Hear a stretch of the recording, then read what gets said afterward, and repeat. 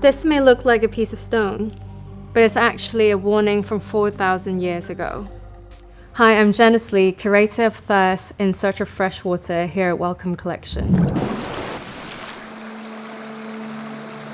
The replica tablet I was just holding is from the Epic of Gilgamesh, which is thought to be from around 2000 BC. Here, we're only seeing a fragment of one of the 5 Sumerian poems called Aga and Gilgamesh. This is a story about conflict and diplomacy. Mesopotamia, which is modern-day Iraq, is located between 2 sacred rivers, the Tigris and the Euphrates. It is a semi-arid region that is susceptible to drought. The poem details 2 kings in Mesopotamia, King Aga being in a conflict with King Gilgamesh in Uruk. King Aga, upstream in the Euphrates, threatened to cut off his water supply downstream if King Gilgamesh refuses to enslave his own people to dig wells for Aga. In the end, Gilgamesh and his soldiers did defeat Aga, but they didn't kill him, they released him. Understanding that when it comes to water as a resource, they need to adopt a model of diplomacy. Political conflicts are often fought over resources. But unlike oil, energy, and gold, we cannot survive without fresh water. And our most valuable resource is already limited to only 3% of the world's water supply. To make matters more urgent, 2/3 of this finite resource is frozen in glaciers.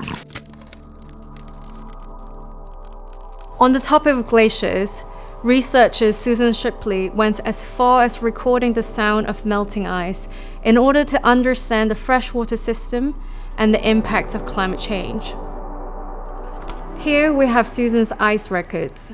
Susan has been working with communities, glaciologists, environmentalists, exploring the effects of climate change on glaciers through sound recording. Ice Records is an environmental archive.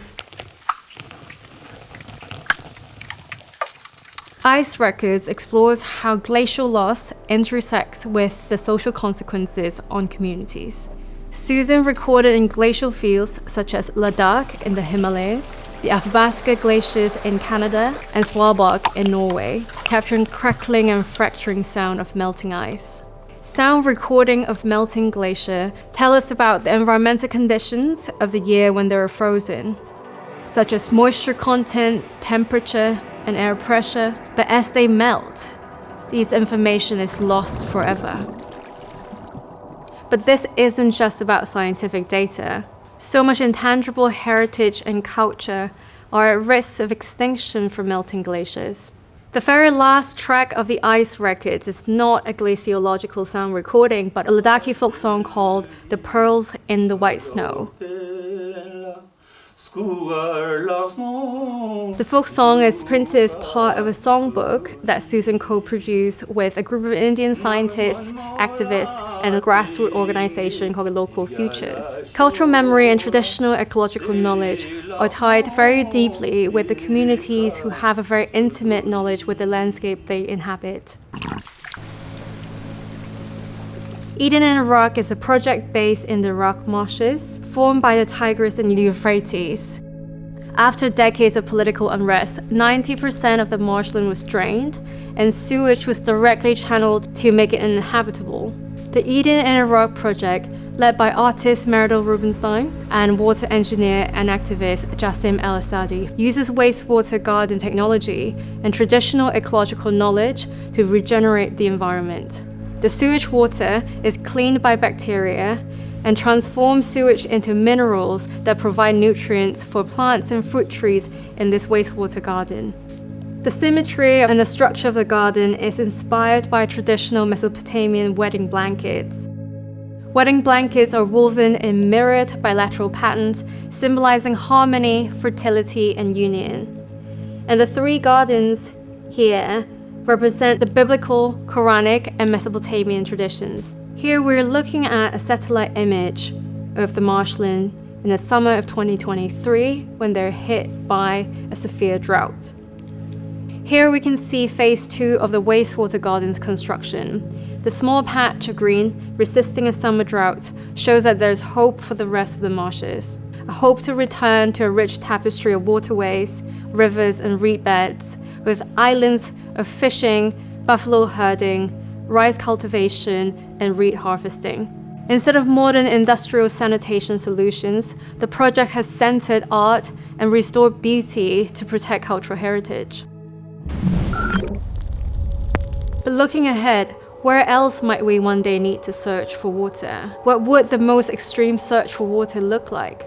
Rax Media Collective presents a speculative future where humanity relies on extraterrestrial water mining for survival. They present an augmented reality. The asteroids you see here are orbiting in space.